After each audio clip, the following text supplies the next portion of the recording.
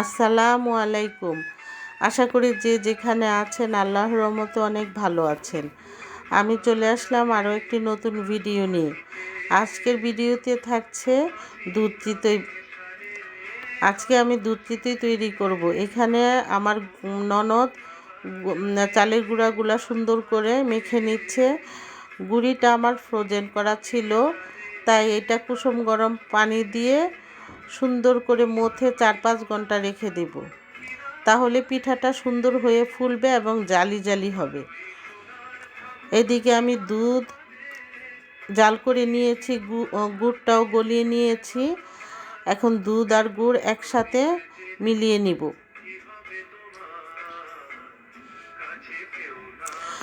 খেজুরের গুড়টা খুবই ভালো। দুধে দেওয়ার সাথে সাথে গুড় ভালো না হলে কেটে যায়। এখানে আমার দুধটা কেটে যায়নি, গুড়টা অনেক ভালো ছিল। আমি প্রতি শীতেই একজনের কাছ থেকে গুড় আনি। আমি রাজশাহী থেকে গুড়টা আনাই।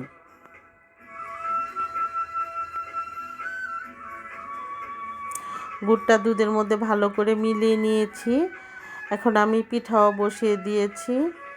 মাশাআল্লাহ, আমার পিঠাগুলো খুব সুন্দর ফুলকো এবং জালি জালি হচ্ছে। শুকনা গুঁড়ি বা ফ্রিজের গুঁড়ি দিয়ে যদি পিঠা তৈরি করা হয়, তাহলে গরম পানি দিয়ে গুলে এটা অনেক সময় ভিজিয়ে রাখতে হয়, তাহলে পিঠা খুব সুন্দর হয়। আর এই পিঠাটা দুধের মধ্যে 2-3 ঘন্টা ভিজিয়ে রাখলে সুন্দর মতো ভিজে যাবে পিঠাটা, খেতেও খুব মজা হবে। আমার আবার পিঠা নিজে খাওয়ার থেকে অন্যকে খাওয়াতে বেশি ভালো লাগে। আমি আবার কোনো জিনিস পিঠা এইসব খাবার তৈরি করলে অল্প একটু তৈরি করতে পারি না, পরিমাণে বেশি হয়েই যায় আমার করা। আমার প্রিয়জন আশেপাশে যারা থাকে সবাইকে দিয়ে মিলেমিশে খেলে মনে হয় একটা উৎসব উৎসব ভাব থাকে খাবারের মধ্যে।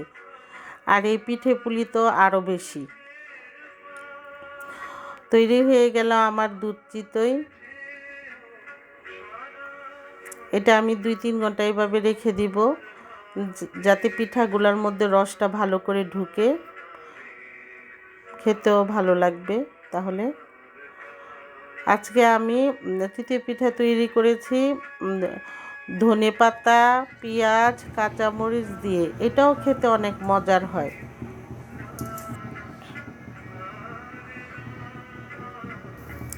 আপনারা কে কে এভাবে চিতই পিঠা খেয়েছেন অবশ্যই কমেন্ট করে জানাবেন।